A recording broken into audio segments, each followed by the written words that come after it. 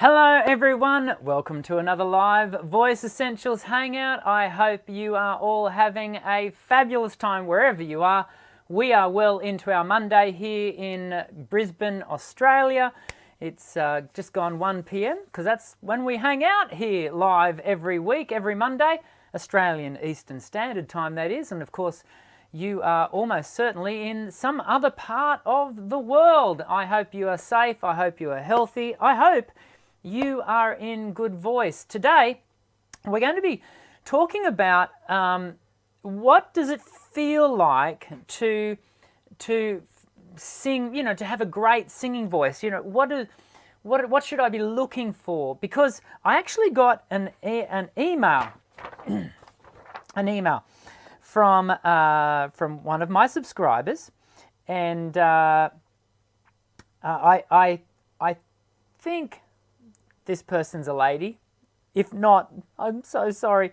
The first name is Lise. I think it's Lise. Anyway, Lise, let's go with Lise. Lise, if this is not right, I am so sorry. I attempt to get the right thing going here.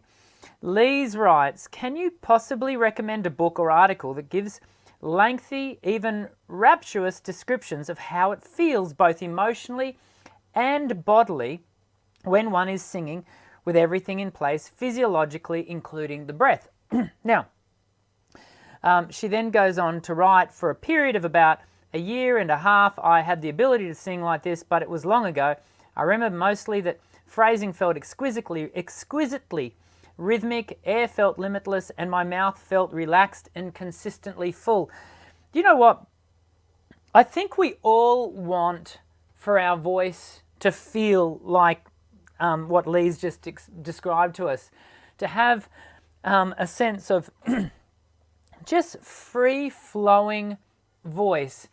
And so many of us can think back to our childhood and think about that sheer free abandonment that we had as kids when we sang, whether it be around the house, whether it, was while we were playing with friends, and we just didn't value laden what we were doing. It was just carefree. And I think so many of us as adults are trying desperately to get back to that sense of freedom. So I don't think Lisa's email is sort of all that unusual. I think it speaks to, what so many of us are searching for. And so I want to talk about that today. And if we've got time later on, we'll get to some Q&A. And so make sure you're asking your questions. We've got Linda in the house. She's taking down our questions. Hey, how good was the live song review with Linda last week? So much fun. And Linda and I both really enjoyed ourselves, and I hope you enjoyed watching. If you didn't get a chance to watch it after today's live, go back and have a search on the Dr. Dan's Voice Essentials channel, because it's up there and you can have a watch of me teaching and working with Linda to achieve some positive outcomes with her chosen song. And I also saw that Elizabeth Mitzelfeld is back with us. It's been a little while since I've seen your name up there, Elizabeth, so it's good to have you back. And hello to everyone else in the live chat. If you are watching this as a replay, you too are welcome. The majority of you watch this show as a replay, and of course, it's always great to have you. So yeah, we're going to get to some Q&A a little bit later, but I do want to walk us through this idea of what does it feel like to have a free voice, and that is exactly what we are going to do right after this. Sound check. Check 1, check 2.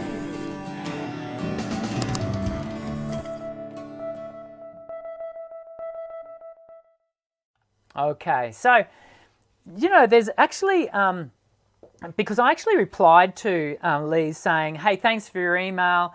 I actually don't know of a book, and which is true. I don't know of a book per se that sort of outlines in sort of in depth how you should feel when your voice is completely free.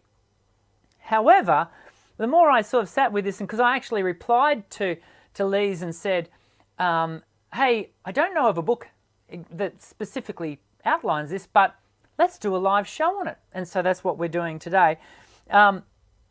Because what I really believe is that there's quite a number of facets to developing a free voice.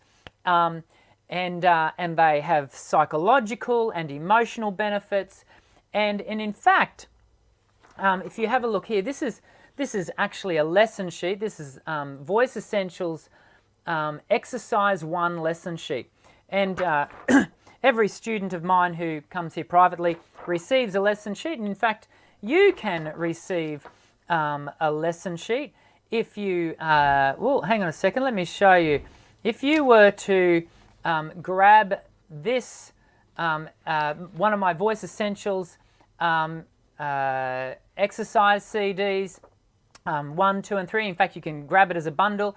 Then you too can download the exercise sheet. If you grab the e-bundle, you've got to get the e-manual, and at the bottom, can you see here at the bottom, we have a section called Areas of Focus. Hopefully you can read that. And it goes down here. There's 8 areas of focus that each that we go looking to workshop in the Voice Essentials activities. Those 8 areas of focus, I have in some ways modelled off Christina Shewell's nominations of the 8 areas of a free voice. And, and so the 50 exercises that we cover in Voice Essentials 1, 2, and 3, every one of them is balanced differently. For example, the first exercise in Voice Essentials 1 specifically goes through and specifically looks actually at the very first area of focus, which is body. Excuse me. I had I'm all choked up today. I'll tell you why. Because I actually had a smoothie for lunch, and the dairy is giving me a little bit of a hassle. So bear with me. I will do my best to swallow my way, not clear, but swallow my way through today as we go along. So, what are the in fact, there are 8, as I said before. Let me quickly run off them. Body, breath, channel, phonation, resonance, pitch, and loudness. That's 8, isn't it? Yes. And the key with body, and what we're going to go through is no single one of these. Oh dear me. You're not just going to have to bear with me, choking my way through today. You're going to have to bear with my poor grammatical sense today. My brain's just not firing on all. No single one of these. See, I still can't get it right. No single one of these points is the be-all and end-all. There is no silver bullet to having your voice feel great. Ultimately, it is a combination. It is the sum total of these things that we're going to be looking together, which is why we actually have to workshop each of these areas so that we can develop some synergy and some harmonious sort of coordination around these things. Body, specifically body, gives is particularly beneficial to speaks to the idea of in a sense alignment. Many of you will have heard it referred to as posture. Posture is not a word I tend to use a lot in my studio. Why? Because posture sort of can lead us to sort of having this sense of toy soldier and high and erect and rigid and quite fixed, whereas a buoyant body state is far more agile, has this lovely fluidity to the musculature. and it never allows the muscles to become too rigid or fixed. The second area, and so there's obviously real benefit in a sense of physical freedom in having a body state that is free. The second area, of course, is breath. I often tell students, because we introduce breath into the Voice Essentials program at around about, now when does breath come in? At around about lesson module, that's referring to the online course. It comes in at around about module, there it is again. Oh dear, it's going to be one of those days. It comes in at around about lesson 6, I think. And I often tell students when they're working with me that, in fact, that if you go back about 100 years, and when you started singing lessons with a teacher, you could spend 6 months with a teacher and literally not even sing a single note. They would spend all of that time workshopping your breath. And I'm a great believer. We don't do that now because, quite frankly, no one would stay with you for that amount of time before they sang their first note. But there is. I think there's something in that, isn't there? It really speaks to the importance of our breath management, the ability to have this sense of flow, and that might be something that we constantly refer to today, and that is, all of this is about developing a sense of flow phonation and having a really good sense of your airflow and the way your body moves air, the constriction points that can arise by virtue of the way you build subglottal pressure and the way dynamics change dependent on what you're doing with your air. And these sorts of things are all really important when it comes to having that sense of free flowing voice. The third area is channel. This can be a bit of a confusing word for some. Channel speaks to essentially the channel in which your voice is flowing through. And so we're really talking about the vocal tract. And we measure the vocal tract from the level of the glottis, which is the space between your two vocal folds, your left and right vocal fold, and all the way through to the edge of your lips and the edge of your nostrils, because of course you have 2 points at which sound can come out. And that is your vocal tract, and that's the channel. And the wonderful thing about the channel, especially as it moves up through the laryngopharynx, up into the pharynx, and through to the oropharynx, into the mouth, that's a wonderfully moldable shape. The voice is, and I'm pretty sure this is accurate, the only instrument, the reason I'm saying I'm pretty sure, in fact I'm almost 100% certain, but every time I say I'm 100% certain of something, I get a comment that says, no, you're an idiot, Daniel, you don't know what you're talking about. You know, his exceptions, X, Y, and Z. The voice is the only instrument that has this incredibly, constantly malleable, moldable channel in which the sound is being produced through.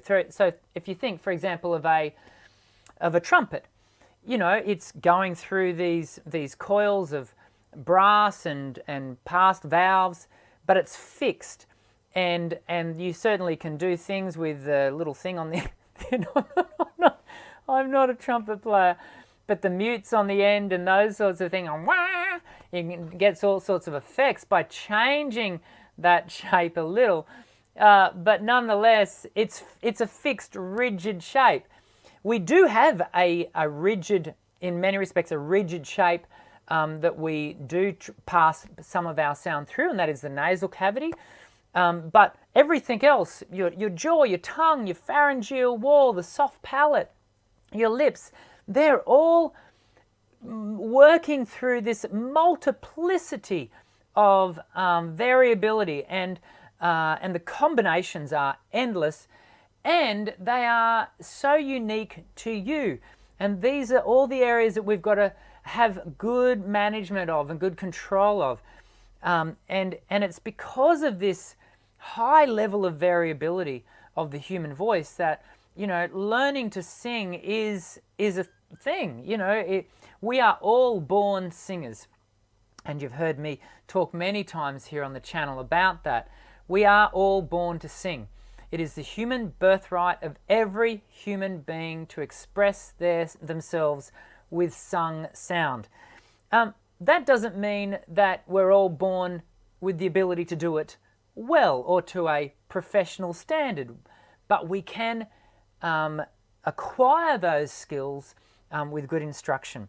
And so that's number 3. Well, we've got to keep moving, don't we?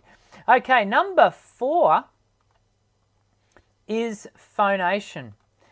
And phonation speaks to this idea of, as I just said before, flow phonation.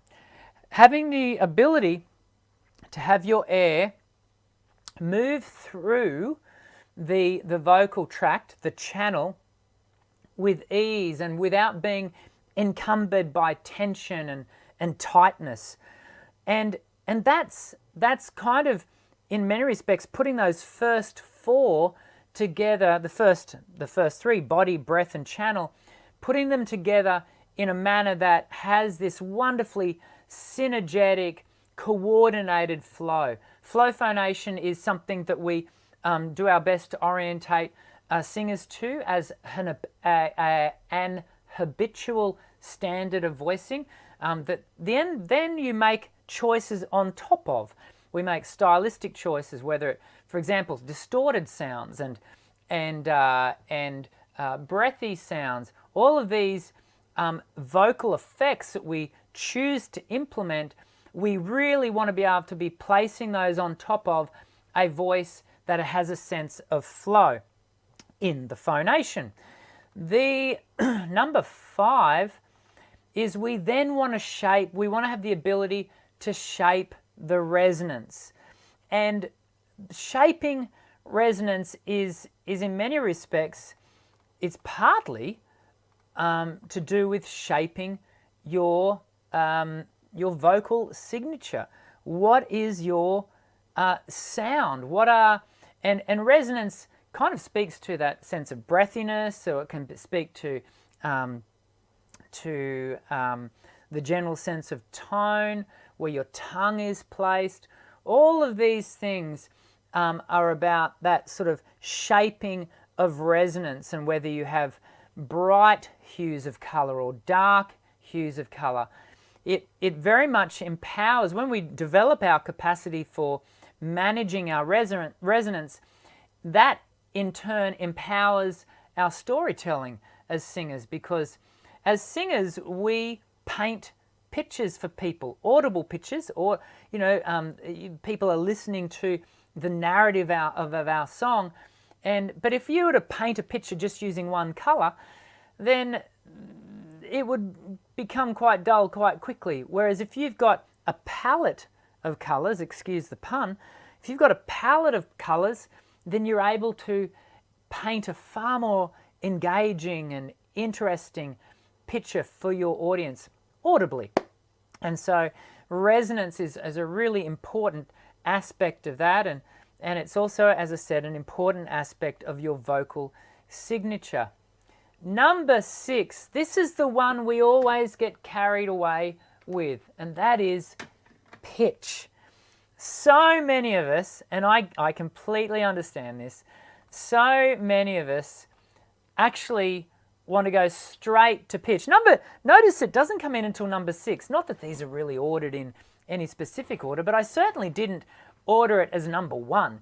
Why? Because pitch, singing in tune is important. We all want to sound in tune. I get it. And it's something that we are all working towards developing better intonation, the ability to pitch correctly from one note to the next note. But equally, the joy of singing, the sense of freedom, we don't want to, part of the psychological, getting ourselves all caught up with how we sound is in part connected to our pitch. And I'm always really quick to try and remove the tension that can build in a singer purely because they can't get past the fact that they may, not definitely are, but may hit a bad note. You are a biological instrument. You are beautifully imperfect by nature, wonderfully imperfect. It is what makes you you. You are, like I am, you'd have to ask my kids and my wife, I am too, imperfect. And when I sing, I hit bum notes. But perhaps the difference between myself and you in our different points of along the journey that we are on individually is I kind of don't get hung up any longer on the bum notes. It's not as big a deal to me as it once were. And I would encourage you that actually one of the doorways towards improving your pitch is in part not being so hung up about your pitch. And with not being so hung up about it, it frees you physically, and we kind of can reference back to body, number one, it frees you to not holding everything so tight through the channel, through the vocal tract, and it allows the voice to have better flow. And so it's something that I'd encourage you to do. Now, this all being said, in Voice Essentials 2 and 3, we spend a lot of time, working on pitch accuracy. And so if that's something that you really want to further develop, there is lots of work in the Voice Essentials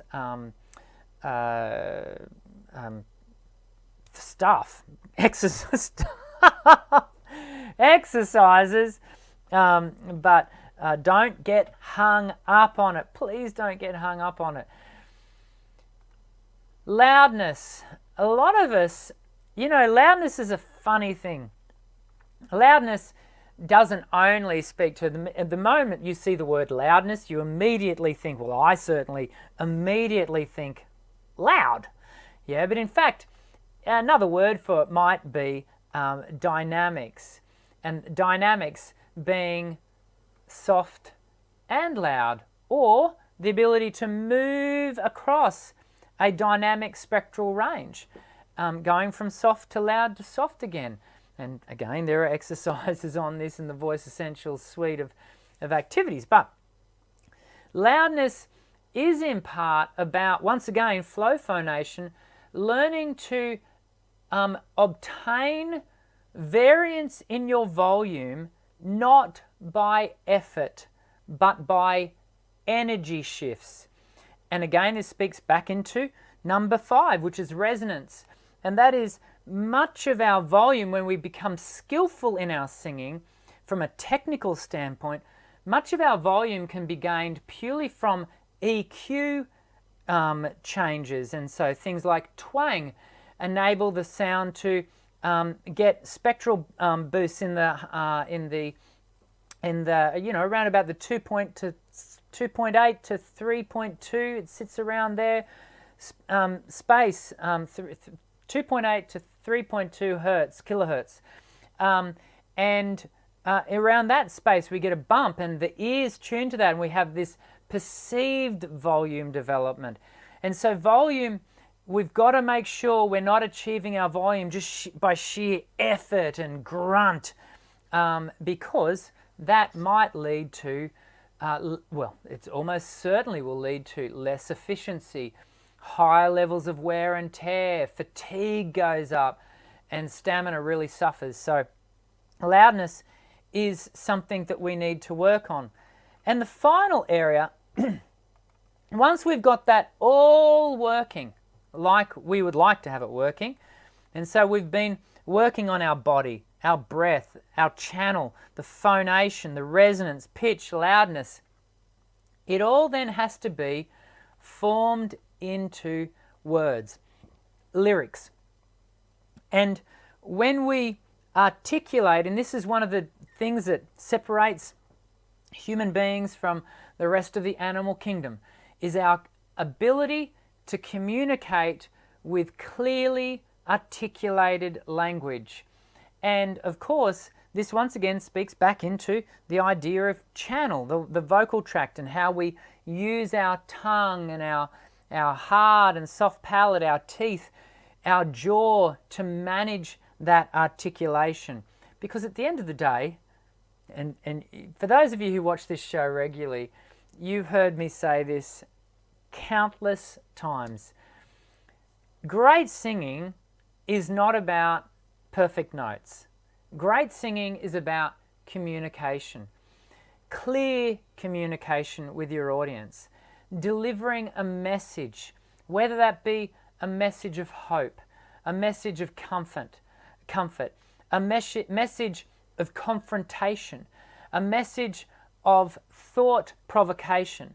What is it that you are trying to get to your audience? And all of these things, all of these 8 areas of focus, now these are 8 technical areas of focus. What we're not really talking about today is performance. Performance is a whole, in a sense, a whole other area. These are the 8 areas that I encourage all of my singers to develop, workshop, craft into their singing to ensure that they're in a sense returning, because this is the whole point. We want to actually empower our bodies, our instrument, the whole thing, to be able to freely give flight to our voice in a manner that has, again, here's this word again, this wonderful sense of flow. Yeah, and that's what this is all about. So again, if you're wanting to identify, well, how do I, just like Lee's did, she remembers mostly that phrasing felt exquisitely rhythmic, air felt limitless, and her mouth felt relaxed and consistently full. If you're wanting to get back to that, then there may well be some work to be done. Yeah, and sometimes these things don't just happen.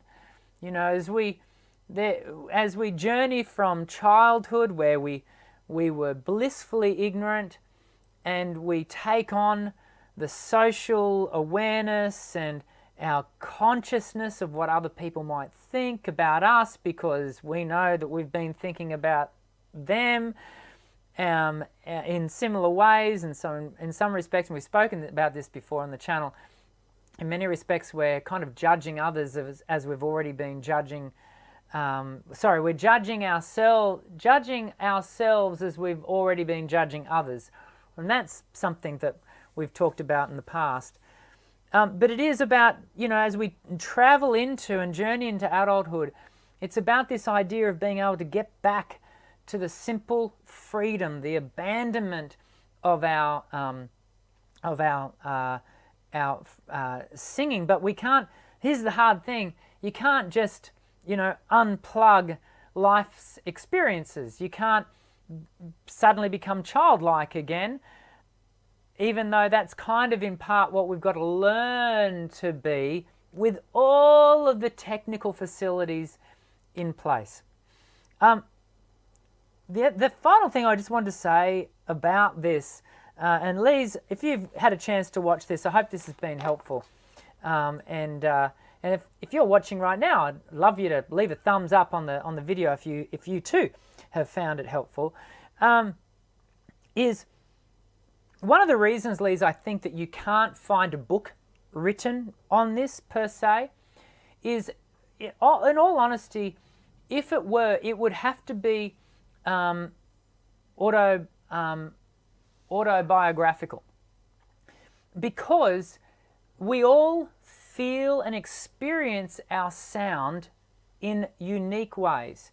one of the challenges of being a singing teacher and instructing other singers is that I have to stop short of telling a student exactly what they will feel and where they will feel it and how they will feel it, because their biology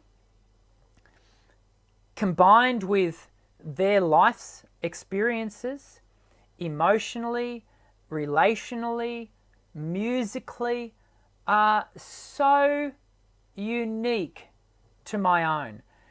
Now, there are some general sort of parameters that I'll often throw out to a singer to say, well, people have suggested it sounds like this and I feel it like that, or, you know, but we always want to stop short of telling you how you should exactly feel in your expression of voice. We want you to have freedom in your singing, but even that has a value-laden sort of terminology to it, doesn't it? And so we're always in search of freedom, but we're in search of your freedom and your expression of it there. And it's really important that we stop short of being prescriptive, because that's actually not all that helpful. I've certainly never found it to be helpful in my teaching. And even this morning, I was starting with a new student. Beginning of the year, we've got a lot of new students, and you know, we had to explore his own sensibilities around, well, what are you feeling? And that often what I'm encouraging students to do is develop their own terminology, their own language around that. There's no rights or wrongs, yeah. And developing your own capacity to use your own language. And I literally, from student to student, I will, you know, we have different ways of describing their voice, and we take up the dictionary or the glossary, if you like, that they use to describe their sounds. I hope that's helpful. Of course, we do go through all of this. Can I just jump over here? I want to show you something. Here we go. I want to, no I don't. I want to go,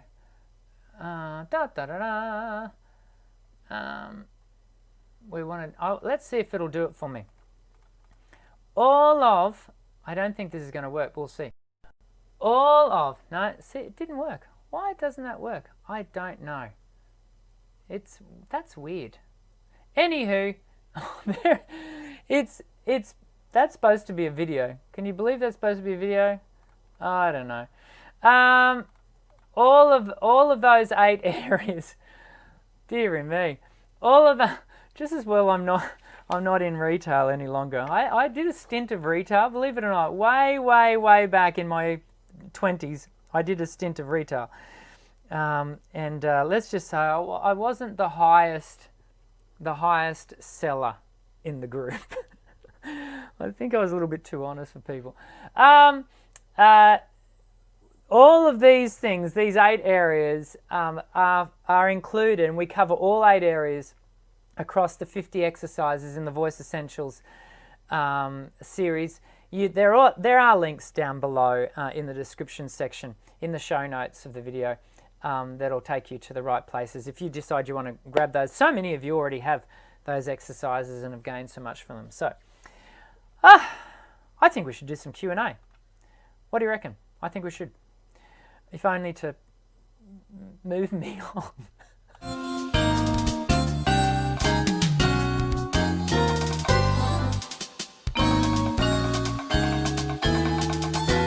Okay, now I should give mention to the fact that, where am I going here?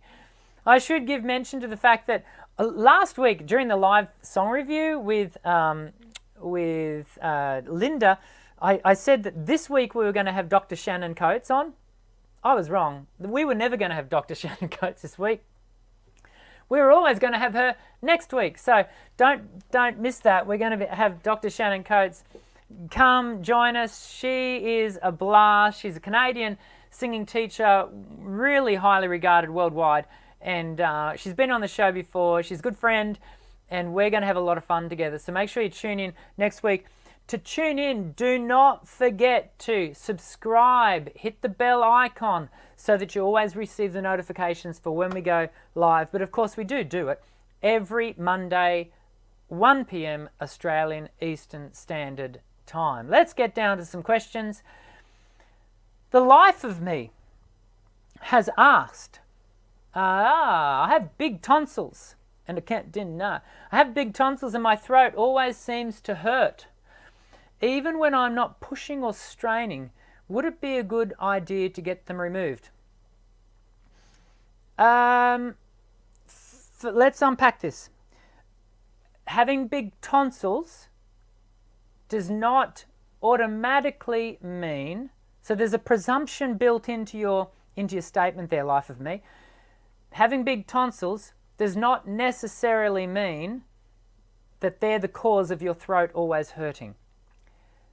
They could be, but that is not for me to diagnose, and it is for your friendly laryngologist, your ENT, to diagnose that. And so you would need to go along and have a look, and you know, it's one thing for you to be able to look in a mirror and see that you've got big tonsils.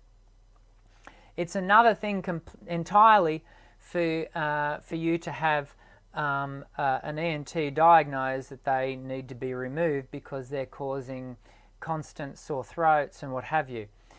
Now, let's just say, let's presume that they are the cause. We'll pretend. So hypothetically, I've had, I actually don't have tonsils myself, and I come from an era back in the 70s where the moment you got a bit of tonsillitis, your tonsils were removed.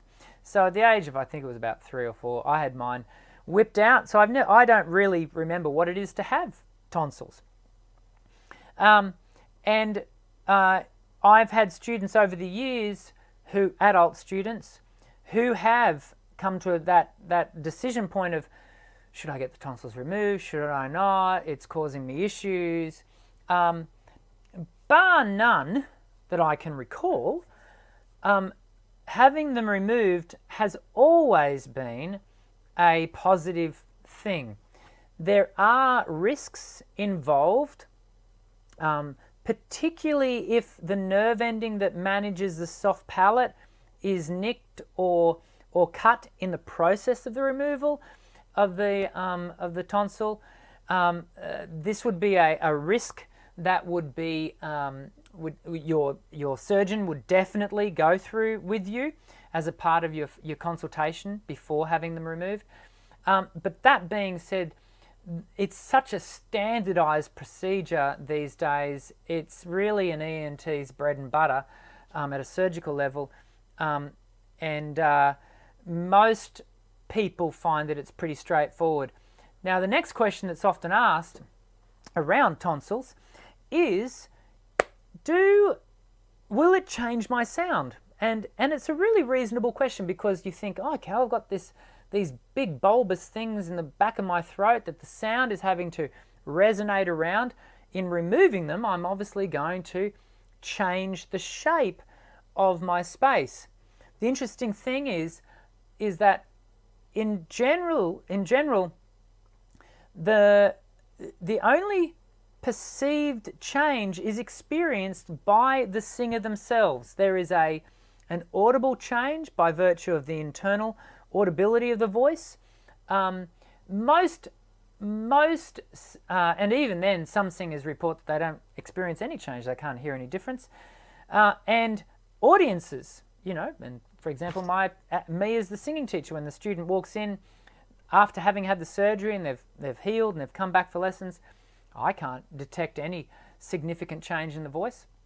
And even for those singers who themselves have experienced change, typically after a couple of months, that change has become the new normal and away they go, and there's no change. The one thing that often it's so often the comment is made, I don't know why I didn't do this sooner, is born out of the fact that, you know, typically they're getting them removed because it's been constant tonsillitis and it's led to constant infections of the throat, and suddenly that's no longer happening, and that's a real blessing, and they love it. So we're saying all of that hypothetically, remembering it's not my job to diagnose that for you. You do need to go and see an ENT for a qualified diagnosis of those things. Let me go back over here. Caps. How come I run out of breath so fast when singing, especially when changing registers? I can never hold on to a phrase for long. I do not have asthma. That could be for a number of different reasons. Often we run out of breath because of an inefficiency in how we're managing the breath. And this is why one of the areas we just looked at, one of the areas of focus needs to be breath. And so inefficiencies in breath can come from all sorts of places. Just to mention a couple. Firstly, you can have an inefficiency in how you take on air. So if you have an inability to release the abdominal wall, therefore allowing the diaphragm to travel its full point of descent, so contract fully, displacing your internal organs, then that means that the diaphragm's not going to, if the diaphragm can't sufficiently descend, that means that your lungs can't sufficiently expand or inflate. You can't take on as much air. The important thing to know, certainly from my point of view for good singing is not built on volume of air. Good singing is built on your ability to manage said volume of air. And more often than not, even those singers who I see, I'm talking about untrained singers, unskilled singers, who do take on air, they're often overfilling, so there's an inefficiency there. So your breath can be inefficient in too much, which therefore wants to rush out because you can't manage it, or you're not taking in enough, which means then the larynx can go into a rationing sort of holding back of the air, and so you create tension.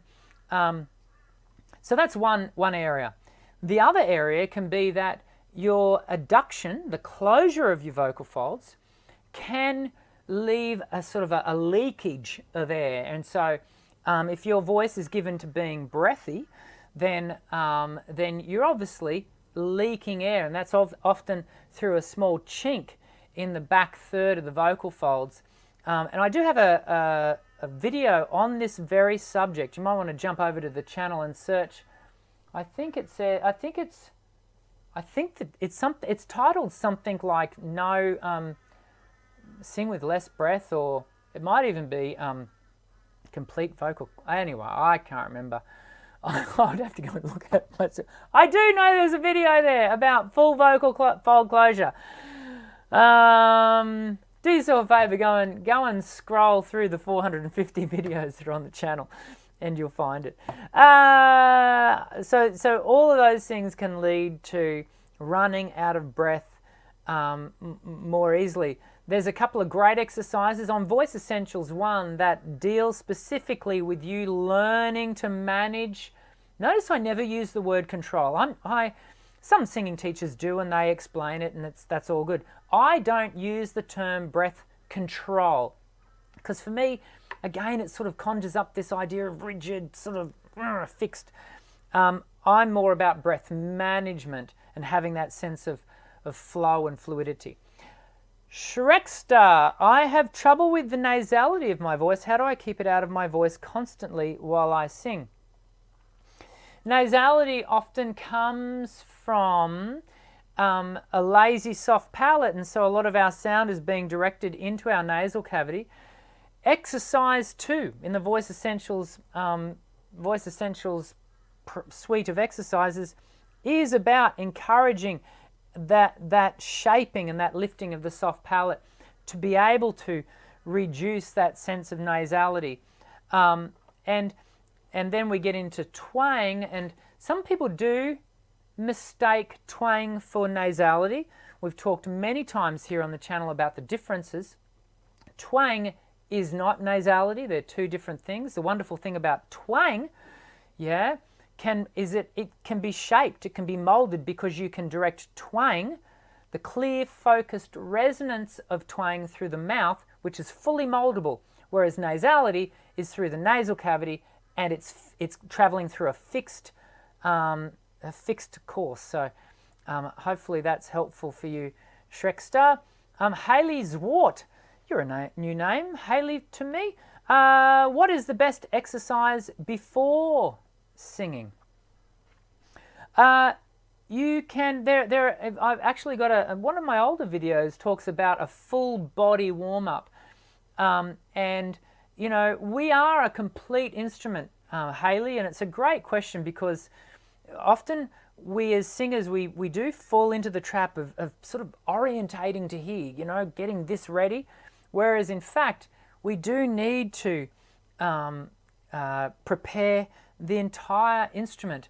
About 12 months ago, maybe it's not quite 12 months, about 9-10 months ago, I started meditating and doing mindfulness activities.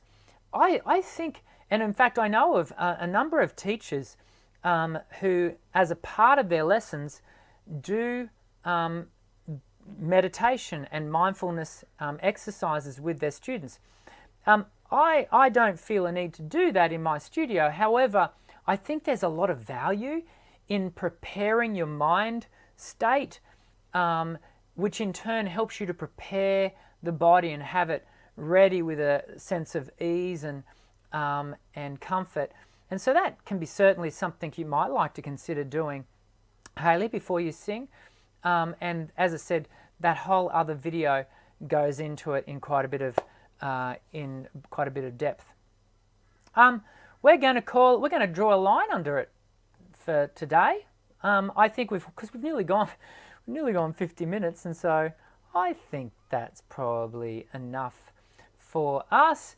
I hope you've enjoyed the live hangout today. I have, and it's always good to do a Q&A with you guys, and so hopefully you got something out of it. Remember, we do these live every Monday, 1 p.m. Australian Eastern Standard Time.